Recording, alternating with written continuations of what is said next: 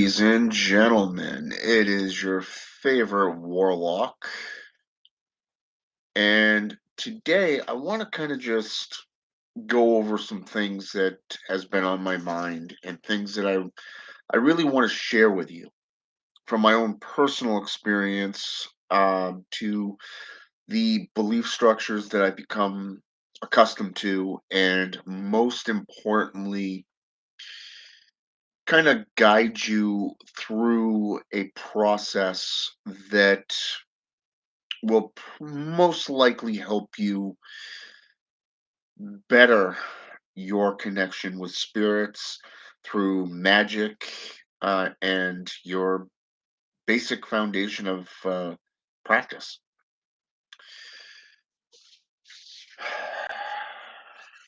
So, where to start?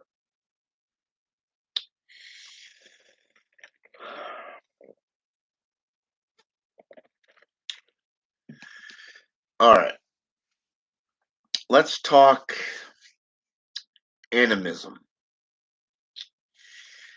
Animism is perhaps one of the most important things that you'll discover in old school traditions of sorcery. And the reason for this is the perception that is discovered and perceived when doing any form of spiritualism. Okay. You take Native American traditions for an example. Animism plays a huge part there because in some of the, and well, let's just say it the way it is, in most of the traditions, it is a tribal tradition. Okay. It's an ancestral tradition. And here, you wake up in the morning, you look at, say, for an example, the sun. You know it's there even though you don't see it and it is light out.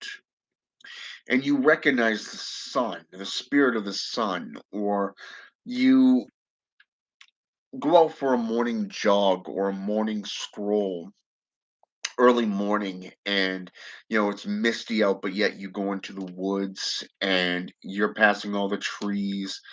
There's that dew, that scent of dew, in the air, and amongst the wilderness. So animism is basically the spirit of things like the water, the sun, the trees, the very rocks that you're walking over. Okay. So in Native American traditions and old school traditions of Indians worldwide, recognizing that spirit is something that is very, very good because it allows you to forge that connection. More so, it would be like in modern day.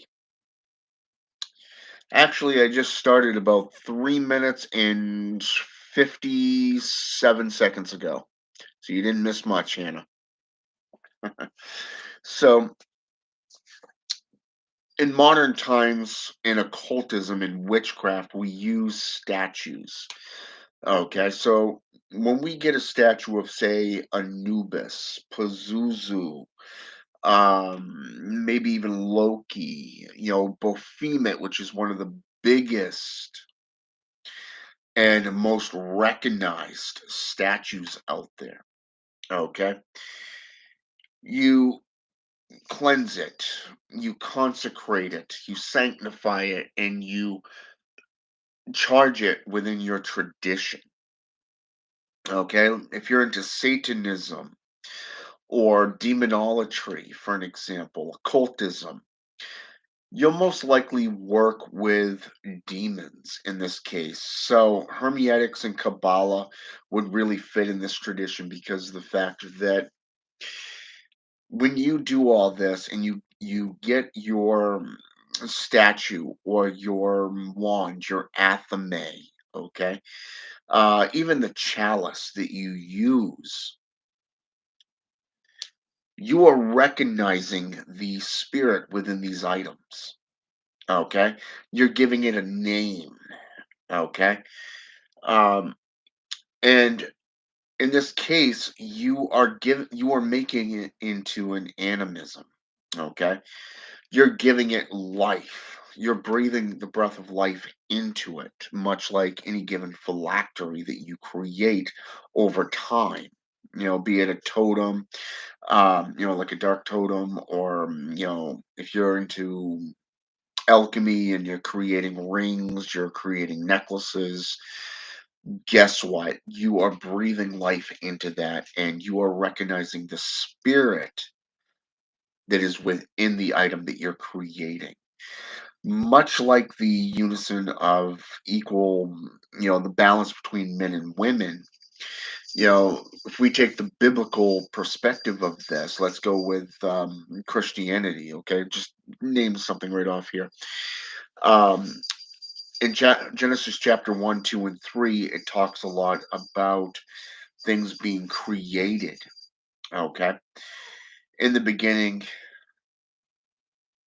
was the earth, it was round, okay?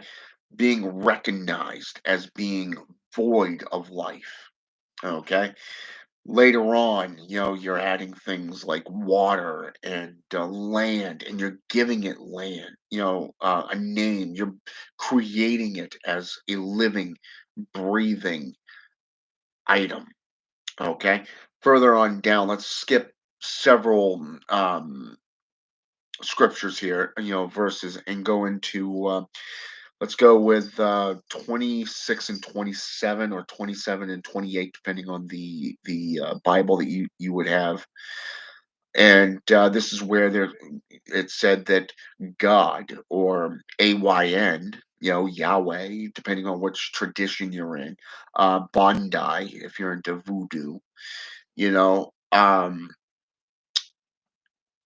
is creating mankind in his likeness, his image. Okay. So if this is the case, you cannot have men without women, okay, or women without men. So in practitioner sense, it is the formulation of breathing that life into the the very being, the very husk or core aspect of what you're doing, okay, and what you're becoming. So to take this analogy a little bit further, let's go into Matthew's chapter 19, verses 1 through 10. Okay. Specifically that of verse 5. Okay. And we're going to go into, I'm going to read this off to you so you know what I'm talking about. A man shall leave his mother and his father and cleave unto his own wife, and they shall become one flesh. Okay. So if we're thinking about this in a form of alchemy, in a form of creation, the animism of this is you are creating a child, okay, together. Otherwise, you're just basically a husk. You're nothing, okay, but a dead species at that point, without having that connection to forge two beings into one. Okay, think of it as the egg and the seed. Okay, combining to make that new child. Well, guess what? When you are doing alchemy, you are basically taking a different substance or substances, and you are breaking them down into their basic fundamental aspects and forging them into something new. Okay. Same exact method. And it's not just here. We see this worldwide, from Egyptian, Greek, Roman. Go back into the old world, and you got Sumerian steel. Okay.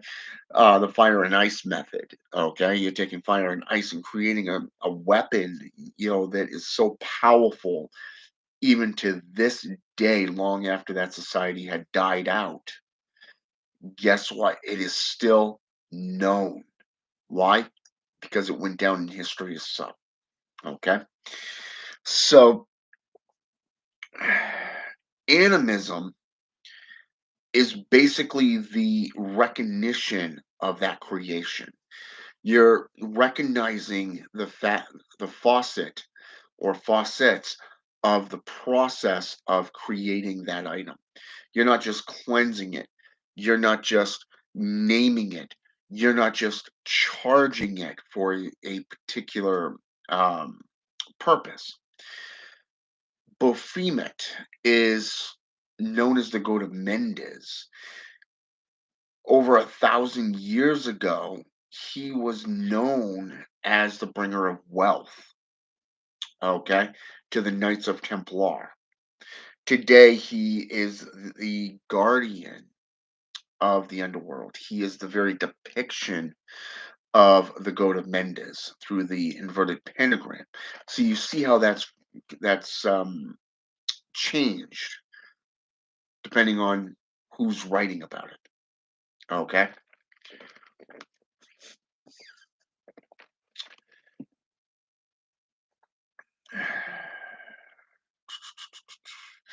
So with that said, it is the spirit, a name within that item.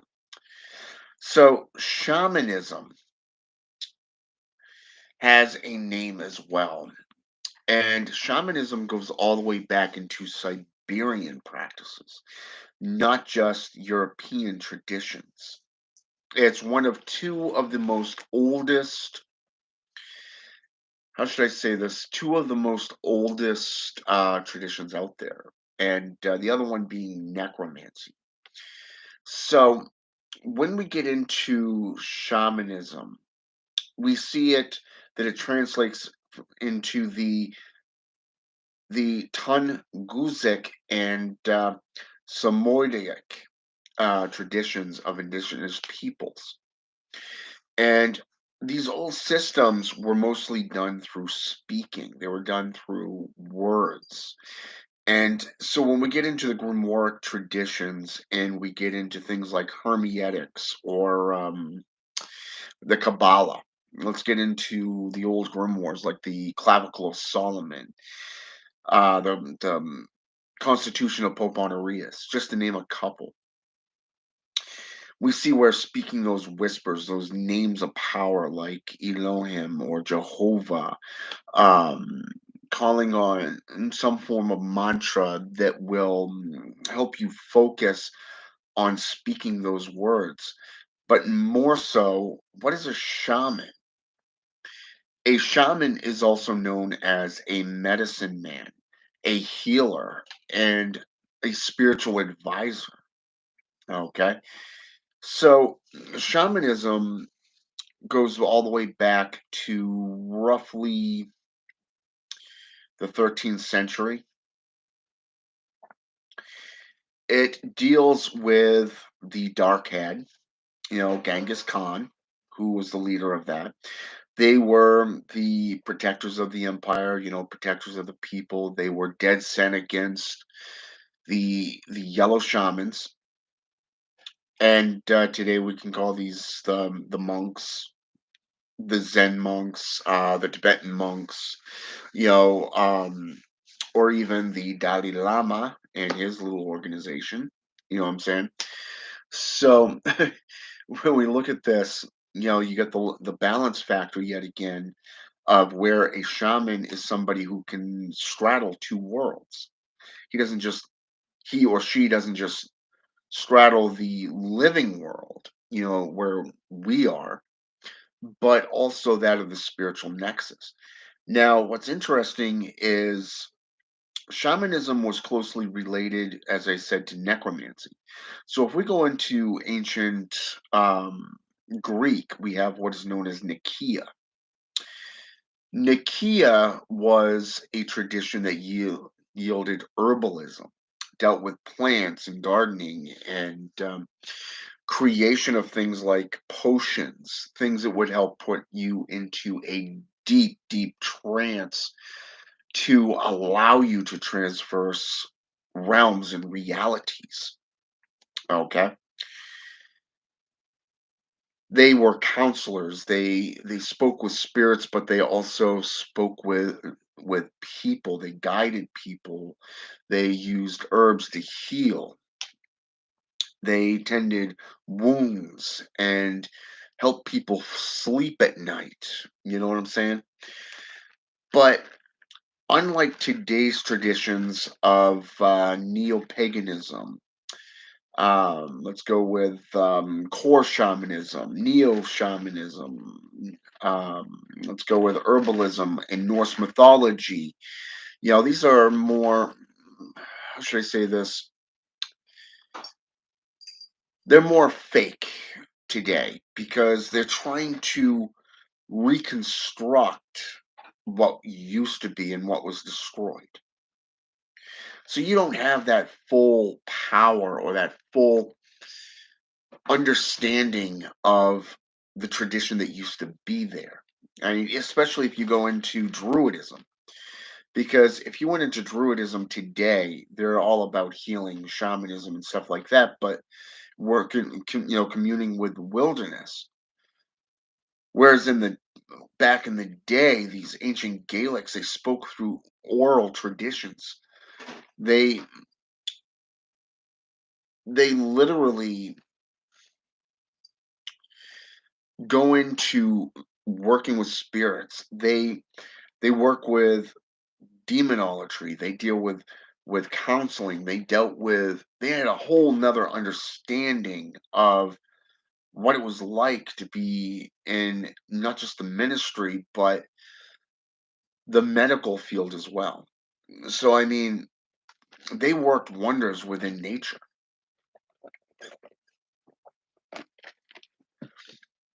And then you have ancestor worship. Ancestor worship is something that is rare. Okay, it's only mixed in with a few traditions. And if we look at Haitian Voodoo, you have the main god known as Bondi or Bondi, depending on the tradition and where he's mentioned. But you also have the intermediaries known as the Loa. Okay, this is also where you can also commune with your ancestors. Okay, Santeria and Palo, both Monty and Mayumbi, Palo Mayumbi, are excuse me, are traditions that really deal with your ancestors more than what they would be with, say, a demon or an angel. Okay. However, in European, Middle Eastern, how should I say this? European traditions, angels and demons could be classified as intermediaries between you and the God or you and Satan. Okay, the adversary, the accuser. So, if we actually get into the African Caribbean traditions, we don't see good versus evil. We don't see that balance at all. We see where you work with your ancestors, and in a lot of cases, you would have to go to your ancestors before you can go to any other spiritual being. Okay. So, and the only way, and these traditions here, these African Caribbean traditions, are tribal. Okay, so unlike other religious foundations, the African Caribbean traditions like Brujeria and Voodoo and Voodoo, Santeria, Palo, Lukuma, Lukumi, and Quimbanda and Ambanda. These were all African-based traditions that was associated with Catholicdom. Okay, through the slave trade just to survive, going from Africa to where they are today. So, understanding this, it's normally a tradition of initiation. You have to be initiated into these traditions to get the full experience. Okay, the full connection to these spirits, not just your ancestors, but to the Loa. More so, you have to be called by the spirits themselves. Okay? And that's the fun part. That's really the most spectacular part there. Is I'm gonna through my own personal studies and practices, I got into necromancy a few years ago. And through my studies, I was tracing these particular spirits from Africa all the way up into European based countries, the old world.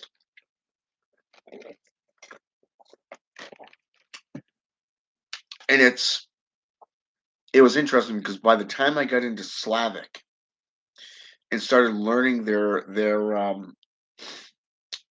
gods, their goddesses, and their traditions of paganism, okay, it was very, very interesting. And this is why, because it took me by surprise. Haitian Voodoo, Haitian Voodoo was practiced in Russia, is being practiced, I should say, in Russia. Now, anybody who's been anywhere throughout Europe or Eastern or Western philosophies, you've come across Voodoo in one type of tradition or another, be it Creole from New Orleans, or that of, say, New York or LA, or South American, Central American voodoo. You got voodoo from Jamaica, you got voodoo from Haiti, you got voodoo from the DM, Dominican Republic. You got voodoo from Africa. I mean, I'm talking Nigeria, Ghana, Ethiopia, Malawi, and these type of locations. And each one has a different perspective on this religion. And this is an ancestral path working. Okay. Now, if a practitioner has made a blood pact with their ancestors or that of the Loa, they're going to be held accountable if they break that. And what's interesting about the Loa is that they don't fuck around. Okay. Like I said, when I was going through Slavic witchcraft, I came across Haitian Voodoo, so I got into Haitian Voodoo practices. I started ordering the books. I started practicing it. I started calling out to the Loa, starting with Papa Legba, the gatekeeper, and I found him very well. Let's just call it the way it is. He's very needy, but at the same time demanding, and he's the only way to go into other Loa. But while I was studying this, I was always I always felt a strong connection to Baron Samedi. I always felt a strong a strong pull towards this one Loa. Unlike in Santeria, where you have Oya, the Orisha of the dead, it the Baron Samedi, I felt a strong connection. And it was fascinating because I was talking to my elder, and he said, "It sounds to me, by the description that you gave, that you were paid by the head of the table, so to speak, of the Gadi family of Loa." And I said, "The head of the Gadi family?" And he says, "Yes." And so I went in and I started doing my research into the different classifications of Loa. Okay, you have the Radi, the Petro, and the Gadi family. Okay, Rada being the top of the food chain, Petra being the second, and then the Gadi family of Loa being the third. Now, what was interesting to find out about this was the Gadi family of Loa is not a family lineage. This means that you don't have a family lineage, but yet you are called by the Loa to join in this tradition, this religious practice. Okay. So as I was studying, I found out that it was Papa Gedi. Okay, Papa Gedi was the one that came to me while I was practicing and meditating on Slavic witchcraft. And so I started working with him, giving libations, giving offerings, and calling on him. I even think about him sometimes, just to say, hey, I'm still here, I'm still learning, and I'm still, trying to honor our deal, our pact. And even though I'm into these other traditions right now, you're still there. You know what I'm saying? And I'm still right here with you. Okay. So this led me back into Palo Mayumbi, Palo Monte, and straight from there right into Palo Monte, and finally back into Santeria. Now, I haven't studied and practiced Palo Mayumbi and Santeria since I lived in Tucson, Arizona. Okay. And that's been 12 years. 12 years now. So that should actually tell you something. And it was interesting to see because while studying these traditions along with Haitian Voodoo, getting back into baneful magic, sorcery, trying to stay true to my satanic nature because I've been a traditional Satanist for such a long time. I've made deals with demons. I've made a lot of pacts with a lot of different traditions and pantheons of spirits, from demigods to gods to, well, demons, demonic, fallen angels, Orisha, Loa. And so each one of these traditions, I started picking up on commonalities. I started picking up, the similarities with them and the differences. And finding out that there are things that I needed to see, things I needed to learn, things that were going on in my own life at the time that I did not really truly understand what was going on. So these spirits that I was working with really showed me the enlightenment upon the journey of what I was doing, where I was going, and what was coming down. So I was prepared on a lot of different levels. So you can say that ancestral worship played a huge part in this. How I got away from my former job, starting gaining so much insight over the last few months.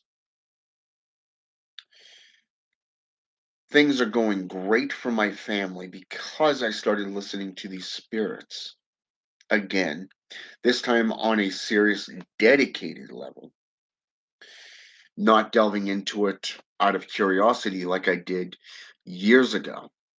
Okay.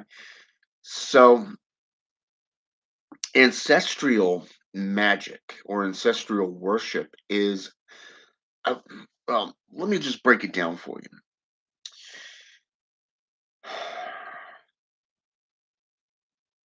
When you hear the term servant, a lot of times the image of a butler or a maid comes to mind. Okay. Somebody who's responsible for cleaning, maintaining a household, someone whose responsibility is to oversee everybody else. If we think about this thing, Bruce Wayne versus and Alfred Pennyworth, okay, from Batman, okay, prime example right there. What this man was humbled. He has worked for the Wayne family for countless generations.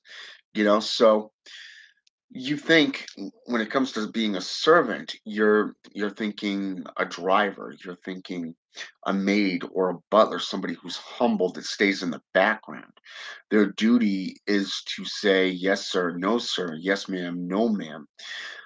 Their duties is to clean or to cook or to serve. Now in this case, we're talking being a servant to the spirits, to the ancestors. So when we think ancestral worship, you are serving their needs. Okay. When they're not just coming to us, for shits and giggles. They're seeing something that they relate to and they're trying to help us through it, or even helping us guide, by guiding us away from that path, depending if it's a dangerous situation or not. Something that would harm us as a family, a member, or that of a coworker, that type of stuff, something that would be baneful to the individual. So, seriously, T-Bone, got this cat that just knocked over his cat carrier. I think he wants to go for a ride because now he's sniffing at it, trying to find a way in. More on the doors on the other side. Oi, and they say they're smart. That one's obviously they didn't, meet that one. But he's Gentile and he loves kids, so he's a good kitten. So anyway, so let's step it up a little bit. What does it mean to worship? Okay. Look at the Shem priests. They worshipped magic. They worshipped death and life. They were responsible for performing all sorts of rituals and rites, but they had different classifications. They had those who were responsible for the maintaining and upkeep of the sanctuary, the altars. You had those that were responsible for dealing with the public. You had those priests that were responsible for dealing with the rites and rituals of the Egyptian Book of the Dead. Okay. And then you had those that were responsible for mummification, organ removals. And then you had those whose responsibility was to pray throughout the day at certain times, to worship and to commune with the spirits. When we get into the Tibetan Book on the Dead, on the other hand, it's a whole nother thing because instead of worshiping the spirits, you're trying to understand the soul. You're trying to understand the spirit of the person from the time that they come into the world to the time that they exit the world. Okay. And thanatology, your job is a lot like hospice or CNA, a psychiatrist. You're dealing with the public, the impact of somebody who's dying. You're dealing with them and helping them come to terms with the fact that they're dying. But at the same time, you're also dealing with the impact that this is having on the family and then the friends and the community. Okay, depending on that person. Let's say, for an example, the former Pope. Okay, the former Pope. Okay, when he died, it impacted Catholicism on a very, very deep rooted setting. Okay, so what happened? You had all these cardinals that get together, and they number one, they're voting. They got candidates. Okay, these candidates are great for this position to take over as the new pope. Well, guess what? Now they've all got to vote on it. Okay, their job, these cardinals' duties are to vote a new cardinal, a cardinal into that position of bishop. But wait for it. While they're all doing this, you have other ministers tending to the needs of the people to keep the Vatican going, keeping the security going, keeping the reassurances going that everything's going to be okay. Okay?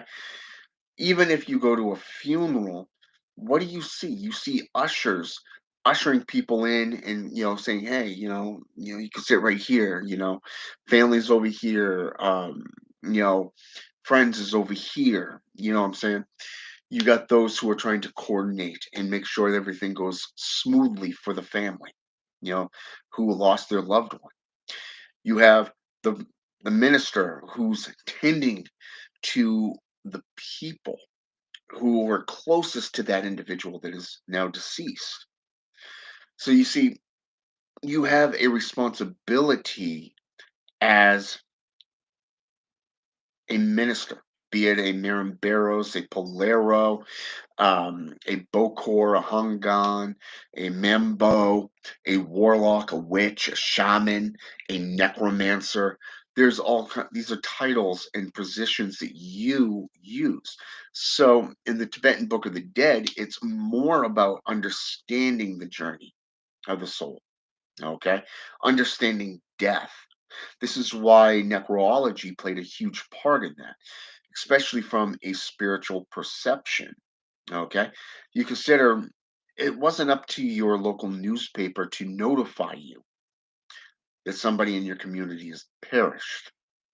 It used to be noted and recorded by the church, your local church. Okay. This is things that a lot of individuals have forgotten over time. This is information that has literally died out over time because people don't teach this. They don't even teach this stuff in schools. Okay. You go to church and they're not going to even touch on this shit. Okay. And this is why personally, I don't associate much with covens. I don't associate much with organizations. And the reason for that is because when you get into these settings, it seems like fun and games because you're going to have a lot more power within the rituals until you try to learn something that they're not teaching you. Okay. So if you're working with the voodoo system of Loa and your ancestors, or you're dealing with a particular pantheon of spirits, like say the Goetic demons, for an example, or the jinn, the Devi, okay, in Hinduism, and you're in a Wiccan or pagan coven, your oath to that coven is to do basically what the priestess tells you, okay? And the priestess and the who rules the coven, or that priest that rules that coven, teaches you their ways. But if you try to go outside that, you are labeled a warlock from the Welsh and Scottish tradition, an oath breaker, a betrayer, a liar. Okay, basically an overall evil son of a bitch. Okay, so when I was younger, I used to want to be a part of a lot of these organizations. I went out and I tried joining all these groups, and before long, I realized they're overrated. These foundations have been so corrupted that it's almost like being a part of a children's fairy tale. History and mythology teaches you what a witch or a warlock is, what their responsibilities were. and are. What were their roles in the community through animism, through a shamanist, perception, a ancestral worship position. You know what I'm saying? So why is it that nobody teaches this stuff anymore? You know, they don't. Instead, when you go to one of these coven meetings, they hold hands, they dance around in circles like a nymph out of Greek mythology. Okay? They look at the four cardinal directions, and they, depending on, the representation, will make a howling noise like a wolf representing the north, the earth, the owl, from the east, the say for example that of, oh, I don't know, let's go with the the dolphin, in the west. Okay, just to name off a couple. I saw this with the Temple of Feminine Divine, which is here in Maine when I first came to Maine about 12 years ago. Okay, for the first time. It was at first I didn't know what to freaking make of it. It was like, okay, you guys claim to be practitioners of the old ways. The old ways. You do realize that as priests and priestesses, the old way means that a witch and a warlock were keepers of the sacred knowledge, right? And yet you yourselves have no knowledge of this. You have no knowledge of what you're practicing, but yet you're doing this as a kindergarten type ritual. You know what I'm saying? You go to join a group like the TST, the Satanic Temple. It's their way or the highway. And they'll sit there and go, "Well, we're here for the community. We're doing this for you." But wait for it. We're not actually going to help you. What you are coming to us for does not align with what we are doing.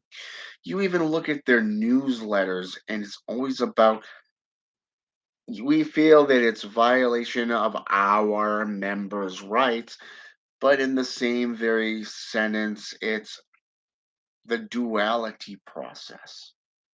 Okay? So again, joining an organization like this is not a good thing because it becomes a crutch. It becomes some form of corrupt ideology. I don't recognize atheists as being a part of Satanism. The reason for that is because if you've already made up your mind that Satan doesn't exist, why the fuck are you calling on him? If you've already made up your mind there's no such thing as God or the devil, why the fuck are you calling on devils and demons? You know what I'm saying? It's that hypocrisy, that duality process. And yet they claim to be the only way. And it's like, no. Number one, even Anton said that it is the responsibility of the responsible, meaning individualism. Satanism is about the individual, not the herd conformity. But it doesn't mean you can't be a part of a community. There's no rule against it. There's no law against it. But it is your responsibility to learn, to grow, to mature, and to constantly evolve through your studies, through your practices. Okay? So, going back into animism, recognizing the spirit within all things is a good thing because there's more than one spirit out there. It's not the JCI perspective of, well, he's the only way, but wait, you can't do it on your own. Bullshit. No. There's a lot of different spirits out there, and I named them off before: Jinn, Devi, Loa, Orisha, demons, devils, okay, angelics, fallen angels, okay, even your own ancestral lineage, okay. They're all out there. You just got to learn to understand them and connect to them. Personally, I recommend petitioning them to work with you. Leave it up to them.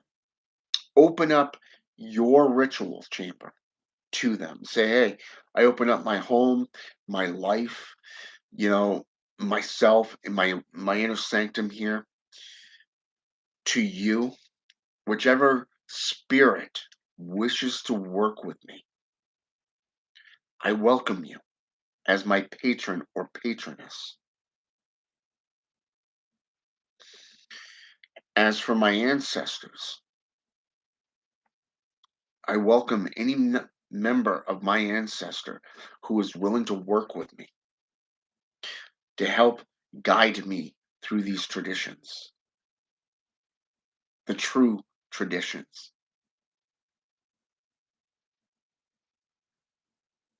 Come and work with me. I invite you in. I invite you into my world. I invite you into my inner sanctum. I invite you into my life. Okay? One of the questions that was put forth a while back to me was, how do I get in touch with my creator? How do I know the difference between a creator and a patron? Well, first of all, a patron is somebody who chooses to work with you. If you're into the African Caribbean traditions, these are spirits that are given to you, like in Santeria or Pelo Mayambi. These are spirits that are given to you when you receive your Naganga, okay, your cauldron, okay, and you become a priestess or a priest or priestess, a Polero, okay. And unlike in these traditions, in Brujeria, or you basically initiating yourself into this tradition. And whereas in Haitian Voodoo, you have to be called by the spirit, initiated by the spirits. And so again, you have to pay attention to the details. You have to pay attention to the very lessons that they're putting forth. Okay. And there's a lot that goes into it that I'm not even touching on. All right. So trust me when I tell you that the gnosis that you receive here is only but a small tidbit compared to what you can actually learn through knowledge, not just practice. But again, a lot of times these Western or the Eastern traditions, you're going to have to be initiated into. The Western, such as the New World, a lot of these traditions you can basically go into and go, well, you know what? You don't want to initiate me? I'll initiate myself. And they don't recognize that. But yet, what's interesting here is if you go into Creole, a Bokor is somebody who works with demons, somebody who is uninitiated. The female version of a Bokor is a Caplata. Okay? Caplata. Okay? That's Caplata. Okay? Caplata. And it's interesting because of the fact that a Mambo and a Hangan can easily become a Bokor or a Kapalata just as easily as somebody who has not been initiated that practices voodoo, can easily become a Mambo or Hangan, depending on your sex and sexual orientation, gender wise. So knowing this, I found it interesting because when I first started getting back into voodoo on a serious level, I started doing a small little journal online, in a group, and this guy got under there and says, "You can't practice voodoo." And I said, "Why is that?" And he said, "Because you're not black. You're not black," he says. And I said, "Well, really? Hmm.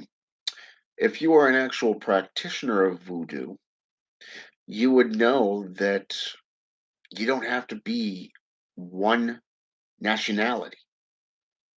The spirits call as many as they want to service. So again, you're going into servitude. You're going into worship, ancestral worship. Okay.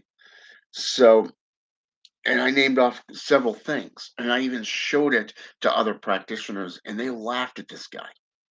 Okay. They said, they said, the way the elders showed it to me was, or spoke to me was, a lot of these individuals are not like you. Okay. They have not learned to get out of their own way.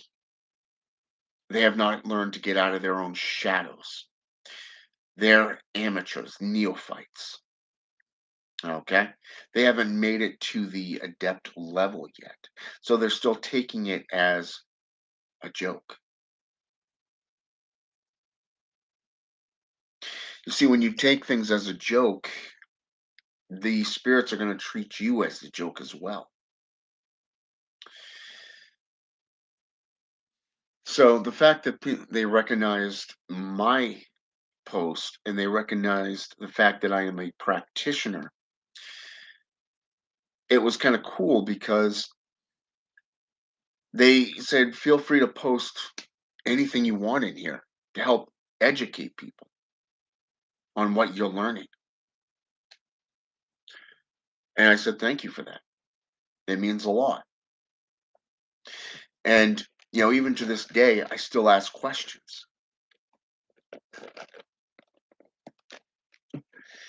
And what's ironic is now I'm working in a kitchen.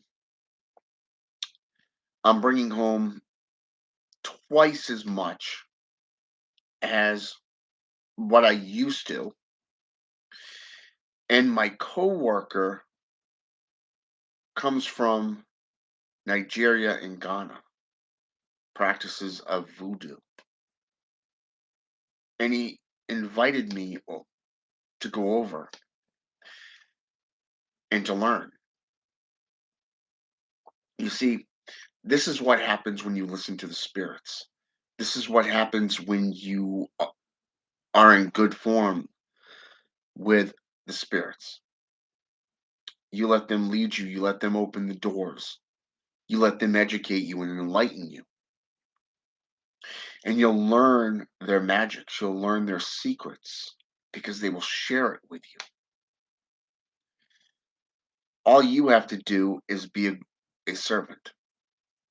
All you have to do is become an apprentice of theirs and dedicate yourself and commit yourself to the studies of these traditions.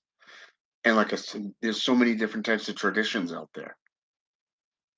So many. It's not just African Caribbean.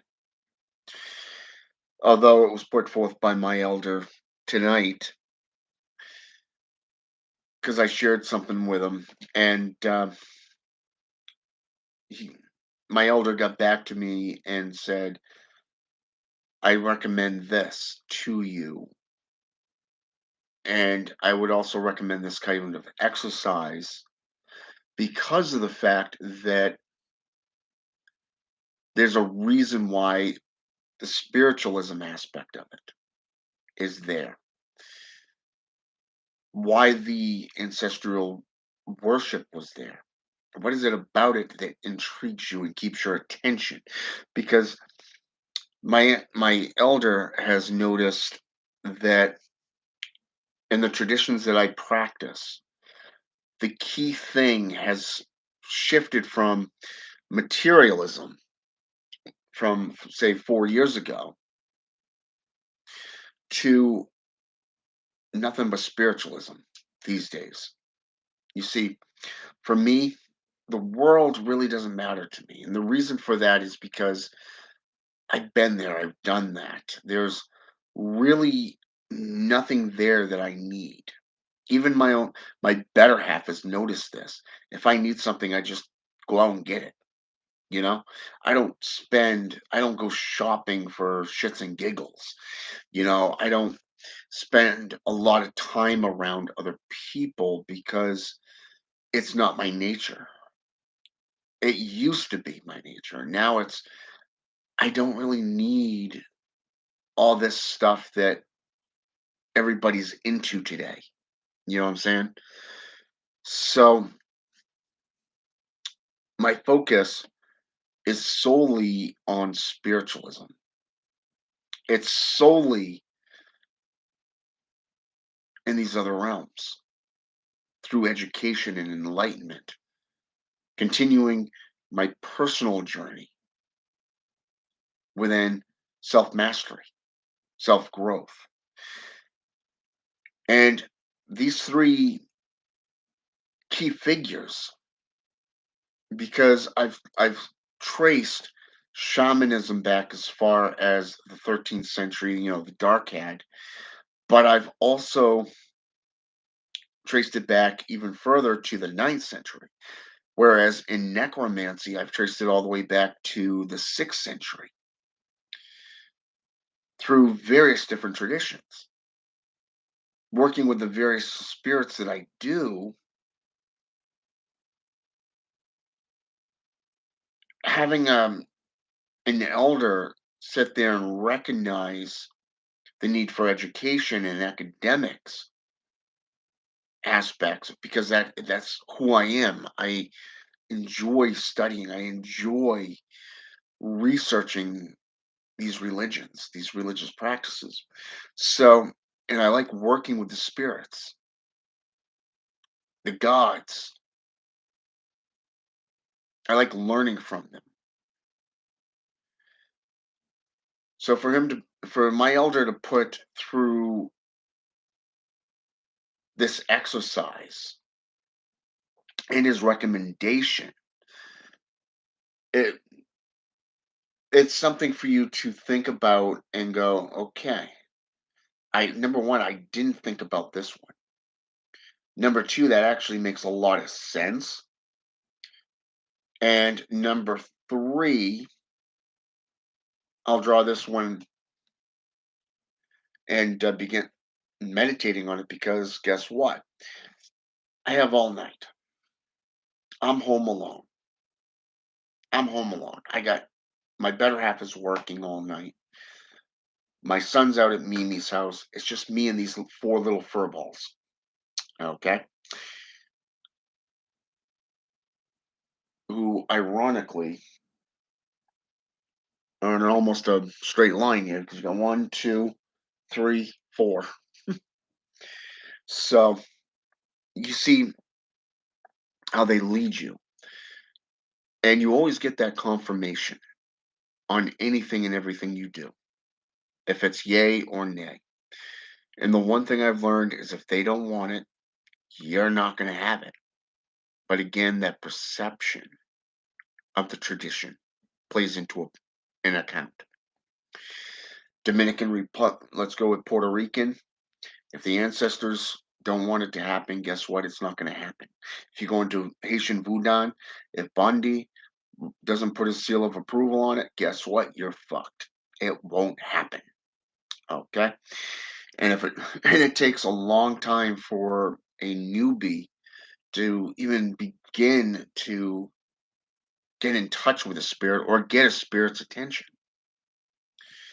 I've been doing this now for 33 years. 33 years. And I can tell you there's been a lot of ups and downs. There's been a lot of blood. There's been a lot of tears. There's been a lot of heartache and pain, loneliness on this path. But in the last few years, the spirits have just opened these doors up to the point where let's just call it the way, let's call it say it the way it is.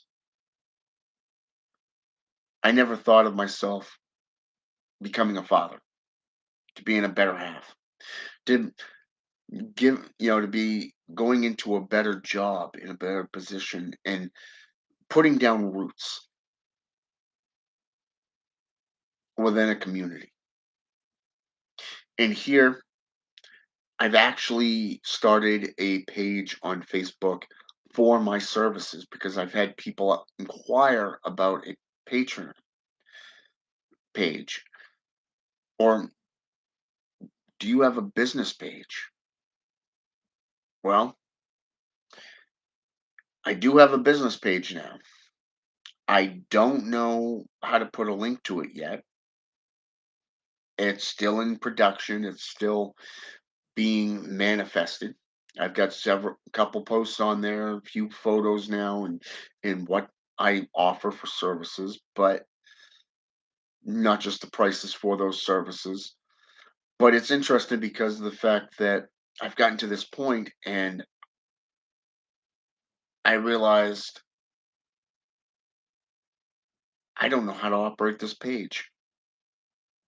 It's asking me to put a button in for people to contact me. It's asking for a link for like things like PayPal or banking information or something, to go in there so that you can have that service being able to be put out there. And you've also got photos that need to be put in there, and yet the page won't let you do this because it's a new page or that there's something preventing it from doing it. I don't know yet. Times like this, I wish I understood technology. I barely know how to operate what I'm doing, but it's there. I've got it started, and for those of you who have been curious about that, guess what? It's in the production. All right. So I ask that you be patient on that. In the meantime, I can just do what I've been doing with my clients through my email and PayPal account. So, um, but I wanted to come under here and kind of just give my thoughts on this and kind of give you a good sized backdrop of the historical accounts from the practices to the different regions of the world that practice them. Not just my own personal experience and thoughts on covens and being solitary and the academic aspect versus the spiritual aspects. I wanted you to have that full unbridled description of what I'm talking about, which is why I gave you the definitions of servant, being a servant, servitude, worshiper, um, religious worship, okay, ancestral worship, and all that stuff from various different religions, okay. So, with that said, I've taken up enough of your time tonight, and I want to thank Hannah for jumping on here with me, and I want to thank um, Unbridled Enthusiasm for jumping on here with me. I think this is the first time you've actually been on here with me. I know I've seen Hannah on here a couple of times before, but Unbridled Enthusiasm, I think this is your first time. So, if it is or isn't, I just want to say thank you for jumping on here with me. Okay? It does mean a lot to me. And I'm glad that I've been able to educate you and enlighten you on a lot of things. And hopefully it's been beneficial for you and that you take the practices and the challenges and take notes on them and actually go out and fulfill them. So I do hope that. And you welcome, Hannah. Thanks for coming on. If you like what you hear and you like what you see, feel free to hit that subscribe button. Hit the notification button as well so you can get the notifications when I'm on. All right. So have a good night, and until next time, I'm out.